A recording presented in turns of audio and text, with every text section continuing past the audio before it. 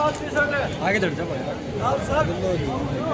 हमारे बीच में हमारे रोहतक के आदरणीय विधायक भारत भूषण बत्रा जी, हमारे NSY के राष्ट्रीय अध्यक्ष जो पहली बार हरियाणा रोहतक में पहुंचे हैं, जिनका मैं बहुत बहुत स्वागत करता हूं।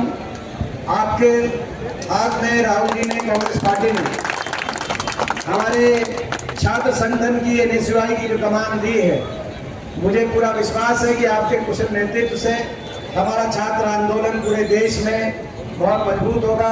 नौजवानों की आप आवाज बनेंगे। हमारा पूरा सहयोग आपके साथ है भाई वरुण चौधरी जी। और वैसे ये दिल्ली के हैं और दिल्ली और हरियाणा में हम ज्यादा फर्क मानते नहीं हैं, तो हम इनको अपना ही मान रहे हैं। ठीक बात है ना। हमारे आदरणीय चक्रवर्ती शर्मा जी पूर्व NSY अध्यक्ष भी रहे और कांग्रेस के वरिष्ठतम नेताओं में से प्रदेश में इनकी गिनती है। हमारे बीच में पहुंचे हैं, मंच को शोभित कर रहे हैं। हमारे भाई अंशुल जी, अजय चिकारा जी, शौर्य कादियान, हरियाणा प्रदेश अध्यक्ष हमारे भाई अविनाश यादव जी, अभी दैया जी, शुभम चौधरी जी, प्रभात कादियान जी, सुशील हुड्डा जी, NSY की पूरी रोहतक की टीम, प्रशांत दलाल जी, मंजीत कौर यादव जी, हितेश बाठर, अरविंद भाई गिर जी, हरदीप जी, अश्विनी सांगवान, हरदीप ढोल, सत्येंद्र चौधरी, सोनू रुड़की, बहुत से हमारे नौजवान साथी। अविनाश, मेरी रिक्वेस्ट है आप सब जहाँ पीछे खड़े होने के लिए बैठ जाए। पीछे जो खड़े हैं सारे साथी, कोई खड़े होने की कोई आवश्यकता नहीं है। सभी कार्यक्रम को सीरियसनेस से हम चलाएं। आज यहाँ पर छात्र पंचायत के नाम से NSY ने एक अपना राष्ट्रीय अभियान का श्री गणेश किया है। छात्र पंचायत यानी कि नौजवान पंचायत, और पंचायत में चर्चा होती है, मंथन होता है और ये विचार बनता है कि क्या नौजवान शक्ति किस तरफ देश को दिशा देने का काम करे ताकि उनका उज्जवल भविष्य हो। जब नौजवान का उज्जवल भविष्य है तो देश का उज्जवल भविष्य, और अगर नौजवान का भविष्य उज्जवल नहीं है तो देश का भी उज्जवल भविष्य नहीं हो सकता। आज हमारे देश में रिकॉर्ड बेरोजगारी और दुर्भाग्य से देश में सबसे ज्यादा हरियाणा में बेरोजगारी। ऐसे समय में छात्र पंचायत और उनकी आप यहाँ कर रहे हैं हरियाणा में। मैंने इस संसद के सत्र में सवाल पूछा मोदी सरकार से, बजट सत्र में सवाल पूछा कि सबसे ज्यादा बेरोजगारी कहाँ है, तो मोदी सरकार ने जवाब दिया, भारत सरकार ने जवाब दिया कि सबसे ज्यादा बेरोजगारी हरियाणा में है। और 2014 के मुकाबले जब हुड्डा सरकार थी हरियाणा में, उसके मुकाबले अब 3 गुना ज्यादा बेरोजगारी हरियाणा में बढ़ी। ये प्रधानमंत्री जी की सरकार दिल्ली की संसद में जवाब जब दे रही है तो मैं समझता हूं कोई औचित्य बाकी नहीं रह जाता कि प्रधानमंत्री जी हरियाणा में आए और यहाँ की सरकार कई पीठ थपथपाकर वोट मांगने का काम करे। सबसे ज्यादा बेरोजगारी, आज हरियाणा के नौजवान को बेरोजगारी की गर्त में धकेलने वाली है सरकार। 10 साल की भाजपा जज्बा खट्टर दुष्यंत, अभी तो बदला बदली चल रही है। और मैं कहना चाहता हूँ इस सरकार को चुनौती के साथ, मुझे पता है आपने चेहरे बदल दिए। 2-3 दिन से वरुण जी बात चल रही है कि लोकसभा के उम्मीदवार भी बदल सकते हैं। ये बात चल रही है हरियाणा में 3-4 सीटों पर। रोहतक का भी नाम आता है कि ये भी कैंडिडेट बदलेंगे। ये चाहे लोकसभा के उम्मीदवार बदल लें, चाहे मुख्यमंत्री और उप मुख्यमंत्री बदल लें, चाहे गठबंधन बदल लें, आप बदला बदली से कुछ नहीं होगा। अब तो लोग सरकार ही बदलेंगे हरियाणा में। लोगों ने सरकार ही बदल जाएगी। अब तो बदलना क्या है, अब तो लोग सरकार बदलेंगे, हरियाणा की सूरत बदलेंगे, नौजवान बदलेगा। मगर इस सरकार ने हरियाणा के नौजवान को बेरोजगारी गर्त में जो धकेला तो क्यों हुआ? 10 साल से ना तो कोई निवेश, ना कोई फैक्ट्री। हमारे समय में बड़े बड़े उद्योग लगे, कहीं IMT रोहतक में लगी, कहीं फुटवेयर बैंक बहादुरगढ़ में, कहीं रिलायंस की एमिटी झज्जर में आई, तो कहीं थर्मल के कारखाने कानपुर झाड़ली के अंदर बड़े बड़े उद्योग आए, बड़ी फैक्ट्रियां आई। Maruti, Asian paint, Yokohama, Panasonic, JK cement, NTPC जैसे 30 से ज्यादा बड़े उद्योग आए, लेकिन इनके समय में कहीं निवेश हुआ नहीं, कोई औद्योगिक क्षेत्र नया लगा नहीं, कहीं फैक्ट्री आई नहीं, इंडस्ट्री आई नहीं, ना तो निजी क्षेत्र के अंदर रोजगार और सरकारी क्षेत्र की रोजगार तो इन्होंने समाप्त कर दिए। 2 से 2.5 लाख पद या तो समाप्त कर दिए या कुछ जगह उनको कन्वर्ट कर दिया कच्चों में कौशल निगम के माध्यम से, बिना पेंशन, बिना मेरिट, बिना रिजर्वेशन कौशल निगम के माध्यम से भर्ती कर रहे हैं, जैसे अग्निपथ के माध्यम से आप कह रहे हैं।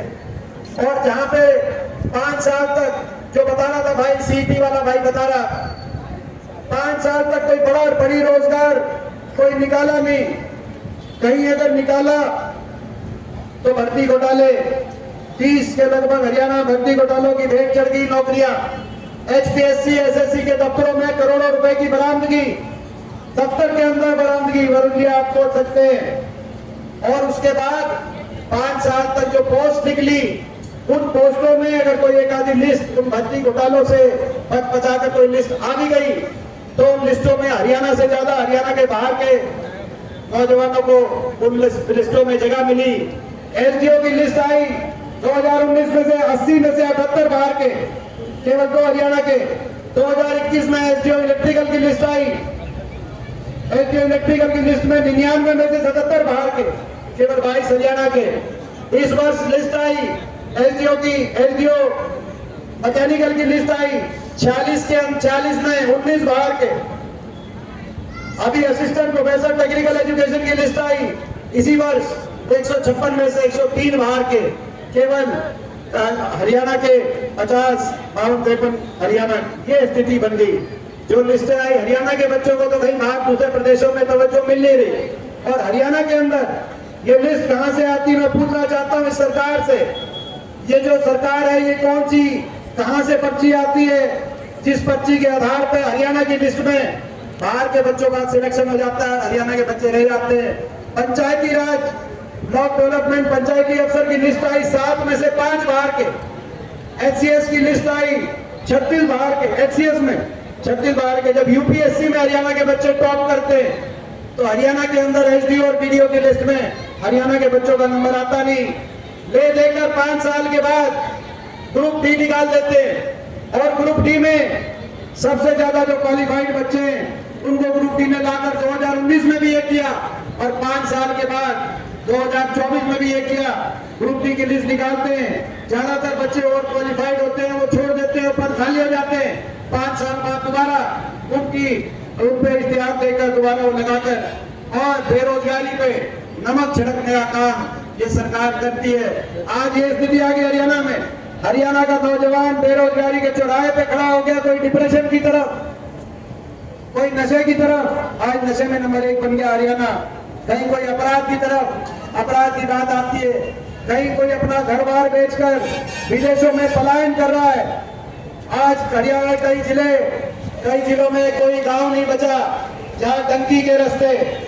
आज बॉर्डर, जब अमेरिका का बॉर्डर क्रॉस किया जाता है पनामा जंगलों के रास्ते में, तो कई हरियाणा के जिले ऐसे हैं वहां पटाखे फूटते हैं। पटाखे फूटने का अर्थ हरियाणा के नौजवान से आप पूछो वरुण जी क्या है पटाखे फूटने का क्या अर्थ है? जो नौजवान देश के बॉर्डर पे फौज में भर्ती होकर देश की बॉर्डर की रक्षा करना चाहता था, आज वो नौजवान अमेरिका के बॉर्डर को लांग कर जान हथेली पे रखकर अपने वहां पर मजदूरी कर अपने भविष्य को का रास्ता खोल रहा है। ये हरियाणा में 10 साल की सरकार की हकीकत है, धरातल की हकीकत। ये स्थिति बन गई। आज इस स्थिति से जूझने के लिए हरियाणा में परिवर्तन जरूरी है। और अग्निपथ योजना, ये अग्निपथ योजना पे जो आपने आज टाउन हॉल की मीटिंग रखी है बेरोजगारी पर, नौजवानों के मुद्दे पर अग्निपथ की योजना, पूछना चाहता हूं इस सरकार से, किसकी मांग थी कि फौज में पक्की भर्ती कैंसिल की जाए? ये वो इलाका है, ये रोहतक का इलाका है, दक्षिणी हरियाणा का इलाका, ये हरियाणा का की वीर भूमि। देश के इतिहास में जब देश के इतिहास को दिशा देने का काम हुआ है तो वो इस वीर भूमि ने किया है। चाहे महाभारत का युद्ध हो कुरुक्षेत्र की धरती में, या पानीपत की 3 लड़ाइयां हो, इंद्रप्रस्थ और दिल्ली पे किसकी सरकार बनेगी, इसका निर्णय हरियाणा की इस वीर भूमि में, युद्ध भूमि में हमेशा हुआ है। ये वो भूमि है जिस भूमि के नौजवान ने हमेशा देश की रक्षा सुरक्षा के लिए अपने सब कुछ न्यौछावर करने का काम किया। ये वो इलाका है जिस इलाके में हर घर परिवार में कोई ना कोई फौजी है, तो हर गांव में किसी न शहादत दी है। वो ये इलाका है। जय जवान जय किसान का लाल बहादुर शास्त्री जी का नारा, अगर उस नारे की गूंज हमें गर्व है, कहीं पे उस नारे की गूंज सुनाई देती है, तो ये हरियाणा की इस वीर भूमि में जय जवान जय किसान के नारे की गूंज सुनाई है। लेकिन इन्होंने तो ना जय जवान छोड़ा, ना जय किसान छोड़ा। किसान आंदोलन में 750 किसानों की जान की कुर्बानी इन्होंने ली, तो जवान की पक्की भर्ती कैंसिल कर अग्निवीर अग्निपथ योजना निकालने का इन्होंने काम किया। मैं सवाल पूछता हूँ केंद्र की सरकार से, सवाल पूछता हूँ प्रधानमंत्री जी से। मुझे पता है मैं जब सवाल पूछता हूँ तो इनको मैं बहुत चुभता हूँ और इसीलिए ये मेरे को निशाने पे लेते हैं। लेकिन 10 वर्ष से छाती अड़ाकर हम सवाल पूछते हैं, घर से सवाल पूछते हैं, क्योंकि हमारा कर्तव्य है। मैं सवाल पूछता हूँ, आपके घोषणा पत्र में तो था नहीं पक्की भर्ती कैंसिल करोगे, ना नौजवानों की मांग थी, ना देश के किसी कोने में किसी ने इसकी मांग करी थी कि पक्की भर्ती कैंसिल करो, ना फौज की मांग थी।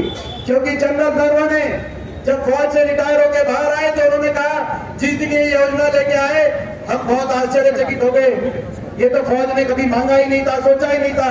ना फौज ने मांगा था अग्निपथ, ना नौजवान ने मांगा था अग्निपथ, ना किसी दल ने मांगा था अग्निपथ, ना आपके घोषणा पत्र में था अग्निपथ। ये अग्निपथ योजना कहां से लाए और क्यों लाए? फौज एक ऐसी संस्था थी जिसपे 75 साल में राजनीति से ऊपर उठकर अगर देश को गर्व था और देश का झंडे को, तिरंगे को हमेशा ऊंचा रखने का काम किया था, तो जय हिंद की सेना ने किया था। मैं राजनीति से ऊपर उठ के बताना चाहता हूँ, चाहे वो 71 का युद्ध हो, 1971 में, चाहे वो कांग्रेस की सरकार